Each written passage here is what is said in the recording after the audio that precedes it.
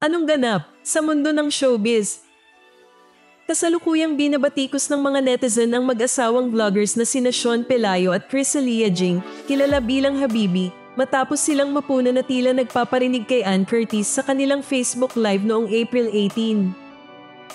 Ito ay kasunod ng pag-viral ng travel content ni Ann sa Siquijor, kung saan ibinahagi niya ang kanyang pagbisita sa mga tanyag na destinasyon tulad ng Cambugahay Falls at ang centuries-old banyan tree.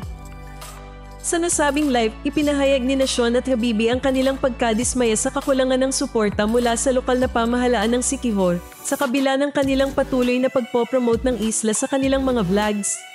Ako, promoting the island again. Pero, wala acknowledgement. Ikaw nga naman, no? Siquijor ba? Ang ubanto ko na ito. Wala sa pato doon yung mga lokasyon. Nasa na ito yung nag-represent ang Siquijor. Tarakhan. Gana kayo, wala mo na yun. Thank you. Salamat. Dahil dito, maraming netizen ang nagpahayag ng kanilang opinyon, sinasabing tila entitled ang mag-asawa sa kanilang mga pahayag. Ipinunto ng ilan na hindi lamang sila ang nagpo-promote ng Siquijor at ang pagbisita ni Ann Curtis ay nagdulot ng mas malaking exposure sa isla.